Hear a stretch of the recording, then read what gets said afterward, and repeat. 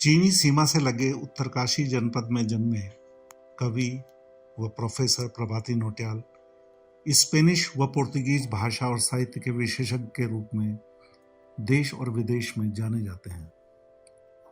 उन्होंने स्पेन और लातीनी देशों के ऐतिहासिक महत्व के साहित्य को अनुवाद के लिए चुना।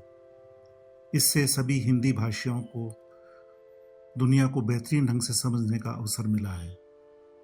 एक तरह से उन्होंने साहित्यिक राजनयिक की भूमिका का निर्वाह किया है, जो भिन्न देशों के नागरिकों के बीच सेतु बनाने की जिम्मेदारी उठाते हैं। उनके द्वारा अनुवादित पुस्तकों की सूची बहुत लंबी है।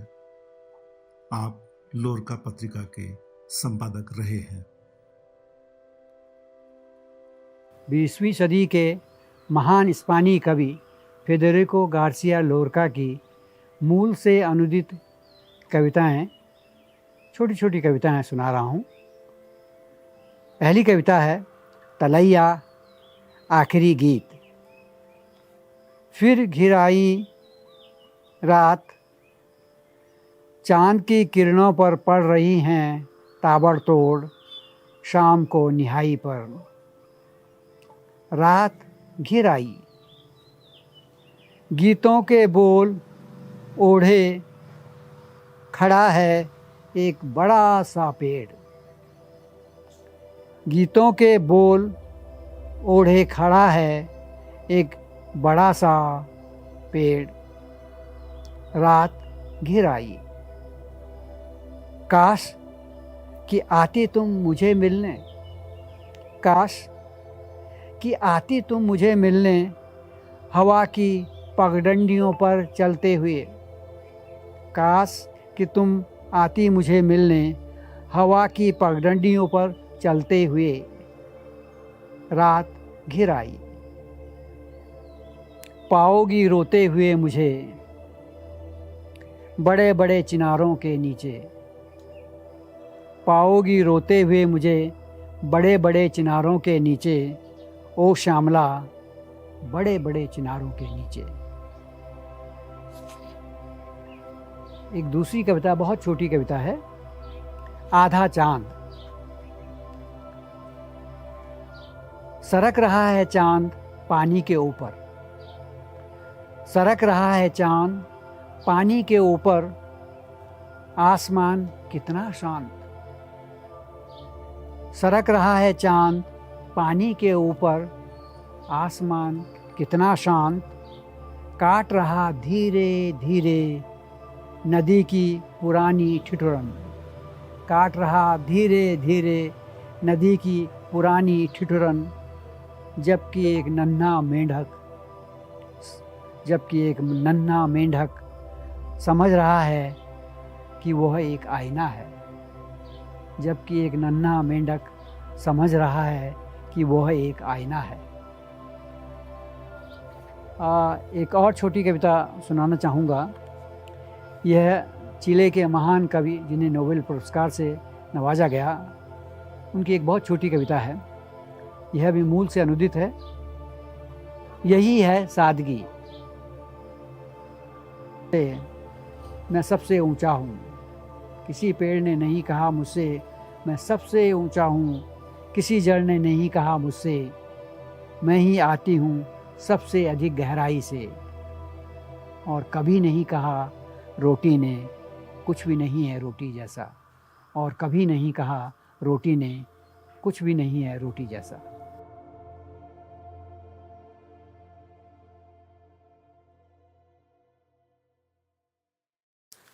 प्रभाती नौटियाल जी, नमस्कार। नमस्कार। मैं सबसे पहले तो आपको धन्यवाद अदा करना चाहूँगा, क्योंकि आप स्पेनिश भाषा के सबसे प्रामाणिक विद्वान हैं और आपकी वजह से हमें भिन्न देशों का स्पेनिश साहित्य जो है वो पढ़ने को मिला है। मुझे अनायास से ये याद आ रही है कि आप उत्तरकाशी को बिलोंग करते हैं। जी हाँ। और मुझे आश्चर्य लगता है कि 1970 के दौरान का उत्तरकाशी जी जी वो एक बहुत छोटा गांव की तरह था। हाँ हाँ बिल्कुल, बहुत ठीक। हम एक दूसरे को सभी जानते थे। सभी जानते थे। बहुत छोटी जगह थी, यद्यपि वो एक जनपद बन गया था। हाँ हाँ लेकिन मुझे बड़ा आश्चर्य होता है, मैं जब सोचा इस बारे में, तो एक छोटी सी जगह में जहाँ पे बोलचाल में गढ़वाली बोली जाती है हाँ बिल्कुल। और बाकी हिंदी चलती है, वहाँ के पंजाबी लाला ही बल्कि गढ़वाली बोलते हैं। गढ़वाली बोलते हैं, तो एक छोटी सी जगह में एक ही साथ ऐसे कैसे संभव हुआ कि वहाँ के 3-4 युवा जो है वो बाद में भाषा की तरफ उद्यत हुए? जैसे आप स्पेनिश भाषा में गए, उसी दौर में मोहन थपलियाल जो थे वो जर्मन भाषा के विद्वान माने जाते हैं, और उसी दौर में त्रिनेश जोशी जो है वो चीनी भाषा के जानकार हुए। और प्रसंगवश ये भी बता दूं कि वही दौर है कि जब लीलाधर जगुड़ी जो है वो एक उत्तरकाशी में थे और वहीं के रहने वाले थे, और पूरे हिंदी क्षेत्र में उनका बहुत बड़ा नाम था। जी वो एक्चुअली इस तरह से कुछ हुआ कि मैंने उत्तरकाशी तो 68 में छोड़ा जी, और उसी टाइम पर त्रिनेश जोशी ने भी छोड़ा जी। वो दिल्ली आ गए थे। मैं तो केरल चला गया था। केरल में मैंने अपने एयरक्राफ्ट मेंटेनेंस इंजीनियरिंग किया जी, और उसके बाद मैं दिल्ली आया नौकरी के ढूंढ में जी। और यहाँ उत्तरकाशी में थपलियाल, मोहन थपलियाल थे, वो आईटीबीपी में थे जी। और हम लोग में संपर्क में थे। जगुड़ी इसमें मुख्य रहे हैं क्योंकि उन्होंने हम लोगों को, जैसे मंगलेश भी उत्तरकाशी आते थे, मंगलेश का संपर्क या तो देहरादून था, तो देहरादून ज़्यादा दूर पड़ता था, और तो उत्तरकाशी चूँकि उनकी दीदी भी थी वहीं पे, तो वो अक्सर आ जाते थे। तो और मैं वहाँ पर परमानेंट था, मैं इंटरमीडिएट कर रहा था, मंगलेश भी इंटरमीडिएट कर रहे थे। तो हम लोगों का अच्छा कोऑर्डिनेशन था और जगुड़ी जी ने हम लोगों को, क्योंकि जगुड़ी जी का एक्सपोजर पहले था, बनारस में रह चुके थे जी, और उनका एक संकलन भी आ चुका था तब तक, शंखमुखी शिखर पर जी। तो वो शुरुआत थी। तो बल्कि ये हुआ ये कि जगुड़ी जी के माध्यम से हम लोगों ने वहाँ पर एक साहित्य परिषद भी बना ली थी सूचना विभाग में जी, और एक थपलियाल जी हुआ करते थे, एसडीएम थे वहाँ पर जी, नाम पूरा याद नहीं आ रहा मुझे, तो वो भी कविताएं लिखते थे, तो उनको भी शौक हुआ, तो उनके सहयोग से हमें सूचना विभाग का जो लाइब्रेरी थी उसमें बैठने की इजाज़त मिल गई थी और महीने में एक बार या ऐसे हम लोग वहाँ गोष्ठियाँ करते थे, हम टीम मीटिंग करते थे, गोष्ठी करते थे। तो ये तो वहाँ से शुरुआत थी, लेकिन फिर उसके बाद बाहर निकलना बहुत ज़रूरी था कि वहाँ, जैसे कि उत्तराखंड में हर पढ़ा लिखा आदमी सोचता है कि पढ़ाई करूं और बाहर निकलूं। हाँ हाँ, क्योंकि कोई रोजगार नहीं है जी। टीचर भी कितने बनेंगे वहाँ जी, एक सिचुएशन है, या फिर फौज जी, इसके अलावा कोई रोजगार था नहीं जी। तो मैं केरल चला गया, त्रिनेश जोशी दिल्ली आ गए, मोहन थपलियाल भी कुछ वर्षों बाद दिल्ली आ गए जी। तो अब जब हम दिल्ली में मिले, मंगलेश वहाँ पहले पहुँच चुका था, मंगलेश से भी 68 में पहुँच चुका था वहाँ जी। तो हम लोग मिले और फिर शुरुआत की कुछ, मैं वहाँ चूँकि मैं इंजीनियर था बेसिकली, तो मैंने नौकरी क्या मतलब उसमें एक अलग से सिस्टम है एयरक्राफ्ट मेंटेनेंस इंजीनियरिंग का कि आपको लाइसेंस लेना होता है जी। कोई अलग से डिग्री नहीं है इंजीनियरिंग की, जैसे पायलट को कमर्शियल पायलट का लाइसेंस लेना होता है या चार्टर्ड अकाउंटेंट को सीए बनने के लिए पढ़ाई करनी पड़ती है और वो एग्ज़ाम क्वालिफाई करने पड़ते हैं, तो ऐसे इसमें भी था, तो मैंने क्वालिफाई किया था जी। तो 3.5 साल मैं वहाँ अवैतनिक रूप से काम करता रहा। 3.5 वर्ष जी, 3.5 वर्ष 3 पैसा नहीं मिला जी। और मैं तो फाका मस्ती का भी एक लिमिट होती है जी, मित्रों के यहाँ से वहाँ, वहाँ से वहाँ। तो घर से खर्चा आ जाता था? घर से कोई खर्चा नहीं मिल पाता था क्योंकि बहुत पिताजी हमारे बहुत वृद्ध हो गए थे और पारिवारिक स्थिति बहुत खराब चल रही थी। तो मुझे यह था कि घर में आके क्या करूं, मैं घर को भी कोई सपोर्ट नहीं कर सकता हूं और घर से मंगाने का तो प्रश्न ही नहीं था जी। तो किसी तरह से समझिया मित्रों के सहयोग से या कभी मैं कहीं ट्यूशन पढ़ा लेता, कहीं प्रूफ रीडर बन के कुछ काम किया या इस तरह का कुछ करता रहा। सभी की स्थिति ऐसी थी मेरे ख्याल में? सभी की लगभग ऐसी थी जी। त्रिनेश जोशी थे तो वो भी कभी यहाँ कभी वहाँ ऐसा था और फिर खाली रहते थे तो मित्रों का कुछ ऐसा सहयोग था। अंशु वर्मा थे और हमारे और कई मित्र थे, अस्कर वजाहत थे जी, जो उस समय नौकरी कर रहे थे। अस्कर वजाहत नौकरी कर रहा था, मंगलेश भी बीच में पेट्रोल में लग गए थे जी। तो ये होता था किसी भी दोस्त के यहाँ चले जाएं तो खाने के पहुँचते थे, लंच के टाइम पे पहुँचे इस तरह से आजीविका चलती थी कई बार भूखा भी रहा हूँ मैं, इसमें कोई वो नहीं है मुझे कहीं जी। कहने में। और ये है कि मैं जहाँ रहता था, मैं किंग्सवे कैंप में एक कमरा था 6 बाई 4 का, जी। जिसमें मैं रहता था। जी। उसमें कभी-कभी 7-7 दोस्त आ जाते थे जी। और पाँव फैलाने की जगह नहीं थी, तो हम लोग दीवार पे अपने पाँव खड़े रहते थे। अच्छा। सोने की जगह थी नहीं ना, हाँ, हाँ। तो रात तो बितानी है, तो हाँ। पाँव दीवार पे खड़े करके सोते थे। अरे! रात 1-2 बजे तो ऐसे गप्पों में निकलती थी। जी। तो इस तरह की ज़िंदगी रही है। तो जी। उसके बाद 3.5 साल तो हो गए, तो उसी बीच ये हुआ कि जेएनयू नई यूनिवर्सिटी बनी थी। जी। उसमें उन्होंने विदेशी भाषाओं का हाँ। एक स्कूल स्थापित किया था। जी। और हम में से एक दोस्त हमारे, कवि आप जानते ही हैं, हाँ, पंकज सिंह। पंकज सिंह, जी। पंकज सिंह जी। वो भी फाका मस्ती में आए थे, तो जेएनयू में उन्होंने एडमिशन ले लिया था, जी। स्कूल ऑफ इंटरनेशनल स्टडीज़ में। जी। वहाँ वो एक एरिया स्टडीज़ होती हैं, जैसे सोवियत यूनियन पे करिए आप या साउथ ईस्ट पे करिए आप, इस तरह का एरिया स्टडीज़ होती थी। जी। तो उन्होंने एक वहाँ एडमिशन ले लिया था एमफिल में। जी। तो उन्होंने कहा कि देखो कब तक ऐसे घूमोगे, क्योंकि खाना तो चाहिए जीने जी। के लिए, जी। 2 रोटी तो चाहिए। यहाँ पर सेंट्रल यूनिवर्सिटी है, ये स्कॉलरशिप भी मिलता है और हॉस्टल भी है। जी। तो 150 रुपये स्कॉलरशिप भी मिलता है करीब-करीब सभी को जिनके आय का स्रोत नहीं है। जी। तो हमने कहा एडमिशन, तो उनका कि एडमिशन हो जाएगा, एडमिशन भी अप्लाई करो। और क्योंकि उस विश्वविद्यालय की उस समय तक कोई ये किस वर्ष की बात होगी? ये नहीं, ये 74 की बात है। जी। 74 की बात है। जी। तो 74 में मैंने एडमिशन ले लिया। जी। वहाँ तनित जोशी ने एडमिशन ले लिया, जी। मोहन थपलियाल ने एडमिशन ले लिया। जी। तो ये हुआ कि अलग-अलग भाषाओं में लें, जी। है ना? और उससे ये भी होगा कि हम अलग-अलग भाषाएँ सीखेंगे, वहाँ उसके साहित्य का भी अध्ययन हम करेंगे। अध्ययन करेंगे और उसका लाभ हिंदी को हम दे सकते हैं, हिंदी में हम जी। अनुवाद करें साहित्य जी। का। तो ये मतलब एक सोची हुई, और फिर ये था कि किसका किस में इंटरेस्ट ज़्यादा है, जी। ऐसा। तो 71 में नोबेल प्राइज़ मिला था पाब्लो नेरूदा को, चिले जी। के एक बड़े कवि हुए हैं, बड़े जी। 20वीं सदी के। तो मेरा मन था कि मैं स्पेनिश भाषा सीखूं। तब तक मैं स्पेनिश भाषा के बारे में कुछ नहीं जानता था, लेकिन इतना ही जानता था कि पाब्लो नेरूदा को पुरस्कार मिला भाषा। है, इतना बड़ा कवि हुआ है, और छोटा सा देश मैप में देखा, चिले नाम की एक कंट्री, छोटी सी कंट्री। जी। तो फिर मैंने थोड़ा और देखा, तो 7 नोबेल लॉरेट स्पेनिश भाषा में। अच्छा जी। किसी भाषा के लिए बहुत गर्व की बात है। बहुत गर्व की बात है ये। जी। तो मुझे लगा कि मैं इस भाषा को सीखूंगा। जी। तो मैं चला गया वहाँ पे, से 78 में मैंने वहाँ एडमिशन ले लिया। जी। और फिर 5 साल का कोर्स था। जी। नहीं, मैं गड़बड़ कर रहा हूँ। हुँ। ये 74 में मैंने एडमिशन ले लिया था। जी। 74 में। जी। और 79 तक मैंने एमए अपना कंप्लीट किया, अच्छा। 5 साल का। जी। ऐसे त्रिनेत्र ने भी किया, मोहन थपलियाल ने सिर्फ ग्रेजुएशन किया। जी। और उसके बाद उनका पारिवारिक स्थिति कुछ और थी, उनकी पत्नी हाँ शादीशुदा थे, एक बेटी थी छोटी सी। जी। और तो उनको पहले छोड़ना पड़ा, क्योंकि बहुत दबाव में आ गए थे, मुश्किल में थे। तो उसी बीच ये हुआ कि मंगलेश यहाँ आ गए थे लखनऊ। लखनऊ में एक अखबार नया निकला था, क्या नाम था, अमृत बाजार पत्रिका वालों ने निकाला जी। था। जी। तो उसमें मंगलेश आ गए थे, और मंगलेश लिटरेरी एडिटर उसमें थे। जी। साहित्यिक संपादक। जी।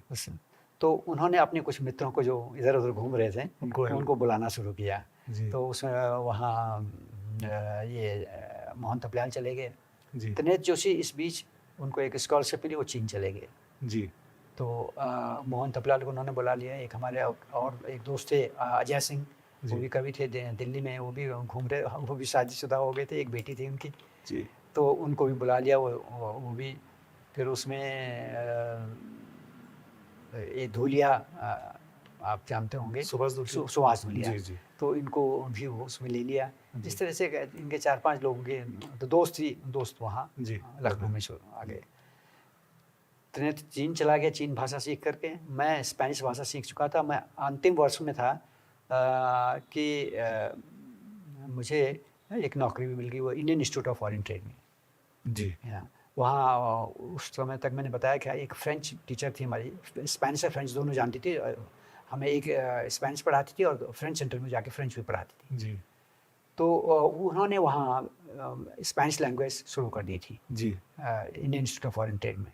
जी जाती थी, पढ़ाती थी वैसे, पर उनको चाहिए था कि फुल टाइम हमें मेरे को मिले। और जी तो उसमें मैं इंटरव्यू हुआ मेरा, जबकि मैं आखिरी वर्ष में था और जी। मुझसे सीनियर भी थे उसमें, हाँ जी जिन्होंने क्वालिफाई कर लिया था, मतलब एमए कर चुके थे, जी वो भी थे इंटरव्यू में। तो लेकिन ऐसा कुछ हुआ कि मेरा सिलेक्शन हो गया जी और फिर मैं वहाँ भाषा पढ़ाने लगा, जी स्पेनिश भाषा। जी तो ये चला और इसी बीच में मैंने 75 से शुरू कर दिया था। जी सबसे पहले मैंने पाब्लो नेरुदा का ही अनुवाद किया, जी उसके बाद लुरका का अनुवाद किया, जी निकानोर पार्रा का अनुवाद किया। जी ऐसे कई कवियों का मैंने, कविता पर मेरा जोर था, जी। कहानियों का नहीं करता था। जी तो ये मैंने शुरुआत की जी और 79 में जी मेरी शादी हुई, जी पत्नी आई है, और उसके बाद 80 में हमारी एक बच्ची हुई। जी और उसी टाइम पे मुझे एक फेलोशिप, मैं तब तक एमफिल में कर चुका था जी। जेएनयू से, मतलब जॉब मैं कर रहा था लेकिन साथ साथ में एमफिल। उस समय छात्र नीति का क्या माहौल था जेएनयू में? छात्र नीति में मतलब लेफ्ट की राजनीति तो थी पूरी छाई हुई। अच्छा और अच्छा उसके अलावा तब तक बाकी कांग्रेस का था और समाजवादी पार्टी के कुछ लोग थे, इस जी। तरह का था। ये दक्षिणपंथी तो कहीं नज़र में भी नहीं थे। अच्छा तो ये 78 मैंने ऑफिस इंस्टीट्यूट ज्वाइन किया था। 79 में मेरी शादी हुई। 80 में मुझे एक फेलोशिप ऑफर हुई मैक्सिको से। जी तो मैक्सिको से फेलोशिप ऑफर हुई, मिनिस्ट्री ऑफ एजुकेशन में इंटरव्यू वगैरह होता था। जी। तो मैंने अप्लाई किया था, तो वहाँ से सिलेक्शन तो हो गया मेरा। अच्छा, मैं आपसे एक सवाल पूछना चाहता था हाँ। कि उत्तरकाशी, जैसे मैंने कहा कि पिछड़ा जनपद माना जाता था, तो वहाँ पे ऐसी राजनीतिक चेतना या सामाजिक चेतना वो कैसे विकसित हुई वहाँ पे, तो समाज में? हाँ, वहाँ पे उसी टाइम से जो है, जी एक तो ये है कि विद्यासागर नौटियाल, जी गोविंद सिंह नेगी, जी राधा कृष्ण कोकरेती, जी कमलाराम नौटियाल, जी। इन सब लोगों ने सीपीआई का मूवमेंट शुरू कर दिया था। उत्तरकाशी में किया? उत्तरकाशी और टेहरी दोनों दोनों जगह? जगह। अच्छा। तो कुछ खास नहीं था तब तक, इतना जी। ऐसा कुछ नहीं था, लेकिन हमें मतलब थोड़ा राजनीति का माहौल जैसे लगता था। सीधे सीधे राजनीति नहीं की होगी, लेकिन एक चेतना का तो हाँ, मतलब लगा कि उन्नयन ये होता है। नए लोग हैं, वो हाँ। इनकी मीटिंग भी होती थी। हाँ, ये क्या बातें कर रहे हैं? हाँ, ये क्या बातें कर रहे हैं। जी। और तो सुनते थे, समझते थे। फिर उसी बीच इलेक्शन हुए, जी। तो पता लगा कि कमलाराम नौटियाल जो है वो इलेक्शन लड़ रहे हैं। अच्छा। मेरे कजिन थे, हाँ तो जी। तब उसमें ध्यान गया कि आखिर हैं क्या ये लोग, हाँ जी। है ना, क्योंकि तब तक राजनीति से हम लोग एक्सपोज नहीं थे कुछ भी। जी। तो तब पता लगा कि ये कुछ अलग तरह की राजनीति है। मतलब दलगत की राजनीति न भी हो, हाँ। तो भी समाज में लेखकों का प्रभाव या अच्छे राजनीतिकों का प्रभाव इस रूप में पड़ता है। हाँ, कि बिल्कुल। उन्हें पता लगता है कि सत्ता एक पक्ष है और जनता एक दूसरा पक्ष होती है, दूसरा पक्ष है। और जो जनता का पक्ष है वो उसको आगे बढ़ाने की या उसको लिखने की वो जिम्मेदारी हम लोगों की है। हम लोगों की है। जी। और मतलब ये कि वो चीज़ कन्विंस भी करती थी कि जी। आखिर ये लोग जनता की बात कर रहे हैं। हाँ, तो गलत क्या है इसमें? तो गलत इसमें कुछ लगता नहीं हमें। जी जी। तो मतलब वहाँ से एक तरह से अंकुरित तो हुआ। मेरे क्या है, कमलाराम नौटियाल जी की उपस्थिति का काफी प्रभाव रहा होगा जनपद में, मैं ऐसा सोचता हूँ। हाँ, कमलाराम नौटियाल का रहा, जी। लेकिन विद्यासागर नौटियाल का सबसे ज़्यादा। उत्तरकाशी में भी? उत्तरकाशी में वो पूरे यहाँ देहरादून से लेकर उत्तरकाशी तक जो है, जी मतलब वो एक ऐसे वक्ता थे, जी हमने तो सुना ही है उनको, एक नहीं कई बार सुना है। जी। तो उनकी उनके नाम से ही लोग आते थे सुनने के लिए। अच्छा। हाँ, ये था। तो वो हिंदी में बोलते थे तब या हाँ, हिंदी में बोलते थे। अच्छा। हिंदी में बोलते थे, जी लेकिन उनकी इतनी कन्विंसिंग होती थी। और वो ज़्यादातर नेताओं के जो भाषण मेरा अनुभव है वो ये बड़े तैश में बोलते हैं, हाँ जी, है ना, गुस्से में, जैसे कि मतलब हाँ उस तरह के अभिनय कर रहे होते हैं असल हाँ, में। हाँ। जी और लेकिन ये विद्यासागर नौटियाल, जी। ये मैंने कभी उनको तैश में बोलते हुए नहीं सुना। समझाते थे जनता को। बहुत आराम से बोलते थे, बहुत आम, और जनता से सवाल भी पूछते थे।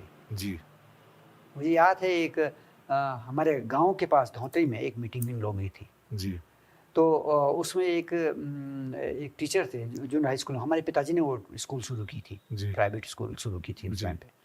तो वहाँ पर ही उस मीटिंग हुई थी और उसका एक टीचर जी थोड़ा सा वो राजनीतिक रूप से सजग था। जी तो उसने कोई बहुत लोग नहीं थे, मेरे ख्याल से मुश्किल 100-50 लोग रहे होंगे।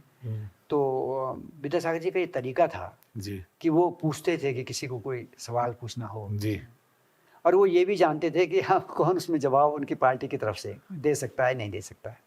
ये उनका अब अपना अच्छा, ये सब जनसभाएं होती थी, जनसभाएं, छोटी छोटी जनसभाएं हाँ, बड़ी? छोटे छोटे जन। जी वो तो उसमें बल्कि उस टीचर ने कुछ पूछा, वो याद नहीं कि क्या पूछा है।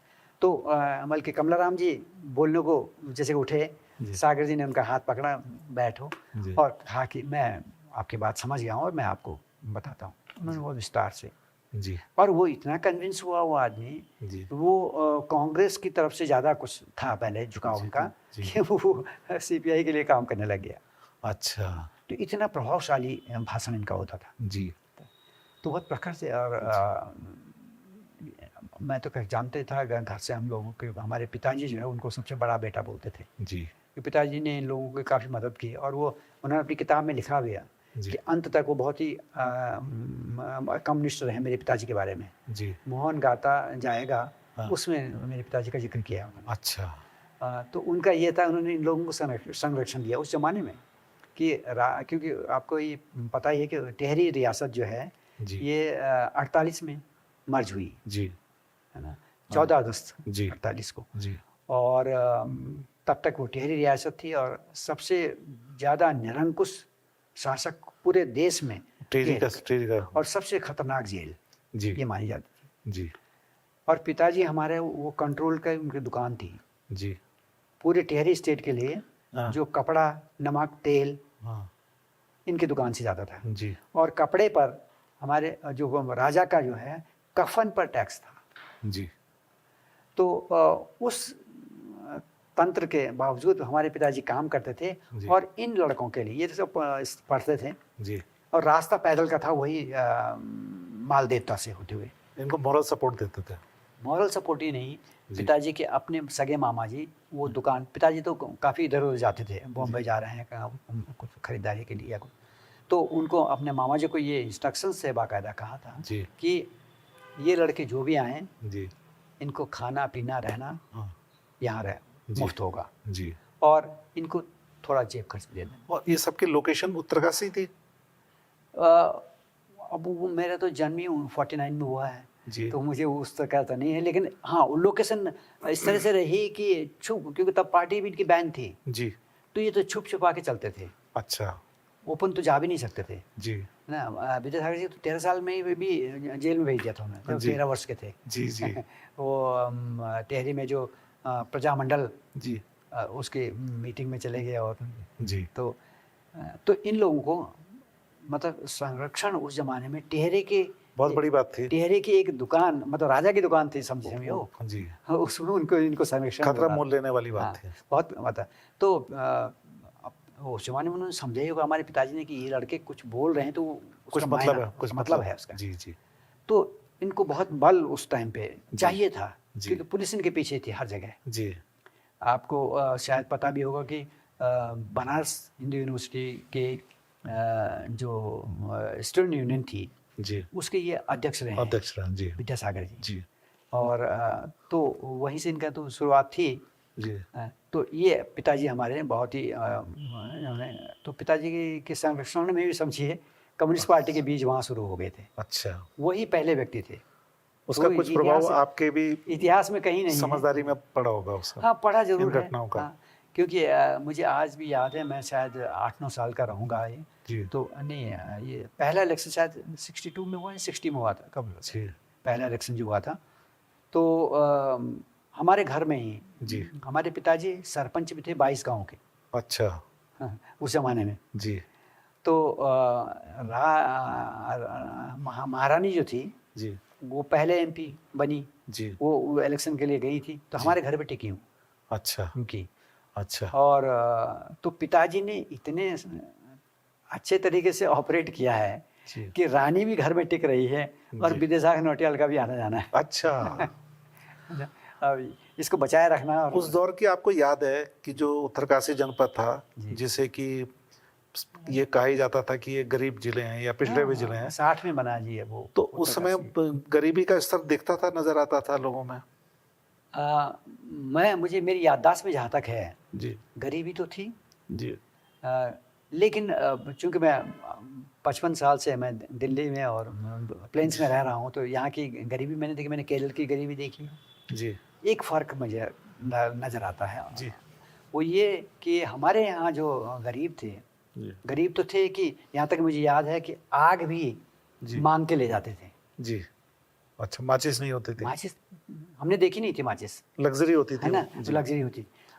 चीनी, जी चीनी जो है हमारे घर से कोई बीमार हो गया तो उसके लिए शरबत बनाना है जी, तो हाँ। चीनी हमारे घर से मांग के ले जाते थे।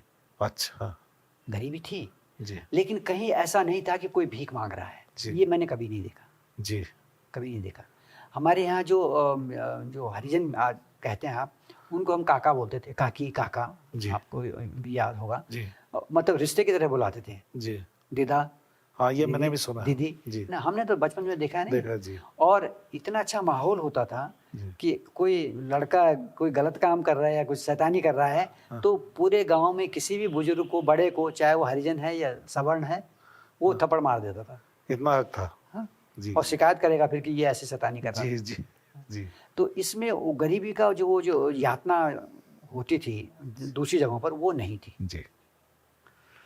वो पैसा नहीं था किसी के पास, ये भी था कि बिल्कुल नहीं था पैसा। जी तो लेकिन उसके बावजूद भी वो गरीबी नहीं थी जो कि भीख मांगने की जरूरत भीख पड़े। मांगी जाए। हमने कोई भिखमंगा देखा ही नहीं। इस गरीबी के प्रसंग में मुझे याद आ रहा है कि पिछले समय से बहुत साल हो गए, दशक हो गए, कि राजनीति के में जो पॉपुलर राजनीति है उसमें गरीबी का भी विषय रहता नहीं है। ना, बहुत साल हो गए इसको हटे। रहेगा भी नहीं जब तक हाँ। गरीबी रहेगी, क्योंकि वो नहीं। मतलब सरकारें यही बताती हैं कि हमने इतना कमा लिया, हमारा जीडीपी इतना है, हाँ, हाँ। पर कितने लोग जो है वो गरीब हैं उसके बारे में कभी बात नहीं करती है। ना ना ना ना, नहीं करेंगे। मैं खासतौर से ये सवाल इसलिए भी पूछ रहा हूँ, आपने लैटिन अमेरिकन कंट्रीज के भिन्न देशों का साहित्य पढ़ा है और अनुवाद किया है, उसको काफी गहराई से आपने देखा होगा। वहाँ के समाज किस रूप में भारत जैसा है या भारत से भिन्न लगा आपको? एक्चुअली वो भी एक हालांकि वो वेस्टर्न पार्ट है, जी। पाश्चात्य हाँ, देशों में वो पाश्चात्य। आते हैं, जी हमसे ज़्यादा समृद्ध भी हैं, जी समृद्ध भी हैं। जी मैं अब ये 40 साल पहले की बात कर रहा हूँ कि मैं वहाँ जब गया रहा, मैं 1 साल जी मैक्सिको में एक वर्ष रहा। जी तो तब भी जहाँ जिस अपार्टमेंट में मैं रहता था, जी। हम लोग 4 हिंदुस्तानी थे, जी अलग अलग। एक पेंटर भी था जो पेंटिंग का जिसका स्कॉलरशिप मिला था। जी आपने दिल्ली में देखा होगा जो दीवार पर जो चित्रकारी हुई है, ग्रेफिटी। जी हाँ, वो मैक्सिको से आई है। अच्छा। ये इंद्र नाथ जो पेंटर हुए हैं, क्या गुजराल में, याद पूरा नाम, इंद्र कुमार गुजराल के भाई, हाँ भाई, सतीश गुजराल। सतीश गुजराल। जी सतीश गुजराल ये मैक्सिको में रहे। अच्छा। हाँ, और उसके बाद यहाँ आए, फिर इन्होंने ये किया है काम यहाँ पे, तो वहाँ पर ये आर्ट डेवलप हुआ है मैक्सिको में।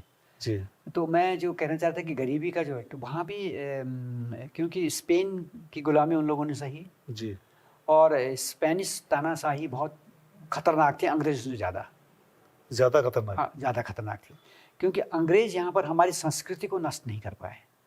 जी संस्कृति की इन द सेंस हमारी भाषाएं नष्ट नहीं कर पाए वो, जी हमारे जो धार्मिक रीति रिवाज हैं उनको भी खत्म नहीं कर पाए। जी लैटिन अमेरिका में हाँ एक सिरे से उन्होंने उनकी भाषाएं खत्म की। जी।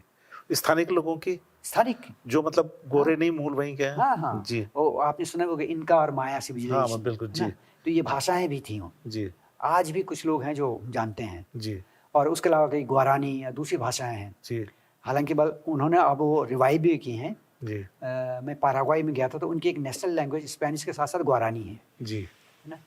तो उन्होंने सारा कल्चर उनका नेशनल। इसका जिक्र आपकी पुस्तक गुंतेर की सर्दियां में भी है। हाँ होगा, वो गुआरानी का। हाँ हाँ जी। गुआरानी लैंग्वेज का होगा। जी। हाँ। जी तो उन्होंने वो सब नेस्त नाबूद किया। जी उनके टेम्पल्स थे, जी उनके टेम्पल्स को ध्वस्त करके वहाँ स्वस्तिक, ये क्या उसको बोलते हैं, क्रॉस, जी जी ना, वो गाढ़े, हाँ। और उनके जो देवी देवता थे उन्हीं के नामों से कहा कि ये वर्जिन मैरी है। अच्छा, उन्हीं नामों, ओरिजिनल देवताओं का रूपांतरण कर दिया। हाँ, जी, इस तरह का उन्होंने किया वहाँ। और अब लगभग इंडिजिनस कल्चर नहीं है अभी थोड़ा बहुत, जी, मतलब जैसे लैंग्वेज उन्होंने रखी, मतलब ये रिवाइव हुई है, और उनका साहित्य भी कुछ रिवाइव हुआ है, जी, लेकिन उनका कल्चर जो पुराना था वो लगभग ख़त्म है। जी, तो वो यहाँ हिंदुस्तान में नहीं हो पाया, जी, अंग्रेज वो नहीं कर पाए। जी, तो वहाँ जो जैसे हमारे घर में, हमारे जिस अपार्टमेंट में हम लोग रहते थे उसमें मेड आती थी, जी, महरी आती थी काम करने के लिए, जी, लैंडलॉर्ड भी वहीं रहता था। जी। उसके घर में उस ज़माने में फ्रिज था, अब मेड के घर में मेरे घर में 40-42 आज से साल 40 साल पहले। मैं हाँ बात कर रहा हूँ, जी, जी। है ना। आज तो हमारे यहाँ, हमारे में भी लोगों ने रख लिया, मेड रखना टेलीविजन शुरू ले हो लिया, गया, जी। कुछ नहीं सेकंड हैंड तो मिल ही जाता है जी, है ना। हाँ, तो लेकिन उस ज़माने में मतलब मैक्सिको में वो था।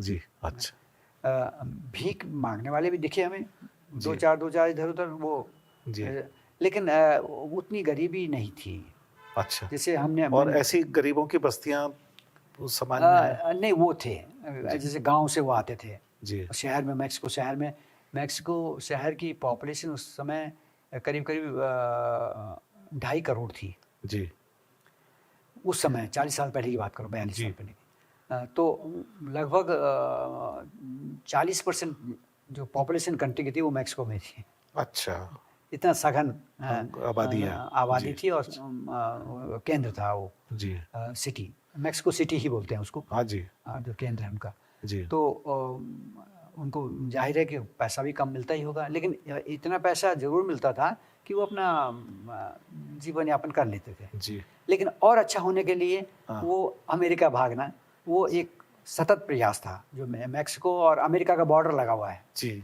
ये अमेरिका की समस्या भी रही है। हाँ, अमेरिका की समस्या आज तक है ये। जी, और अब तो ऐसी समस्या कि इतनी पॉपुलेशन, अब लैटिन पॉपुलेशन वहाँ है हाँ। कि उसके खिलाफ कुछ कर नहीं सकते हैं वो, निकाल अच्छा, अमेरिका में। हाँ। जी, तो और उन्होंने ये कोशिश की है। वॉल का जिक्र हम सुनते रहते हैं, हाँ मेक्सिको और अमेरिका के बीच में। हाँ हाँ, वो एक्चुअली एक नदी है, जी, नदी है।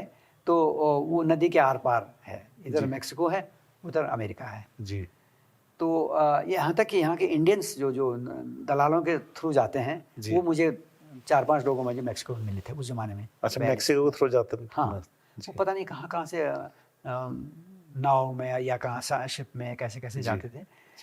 तो वो अचानक मुझे दिखे एक दिन एक पार्क में, जी। 3-4 सरदार जी। जी, तो पता था कि ये कहाँ से हो सकते हैं, तो ऐसे बात करने लगे। उनको तो इतना अच्छा लगा कि कोई हिंदी बोलने वाला मिल गया।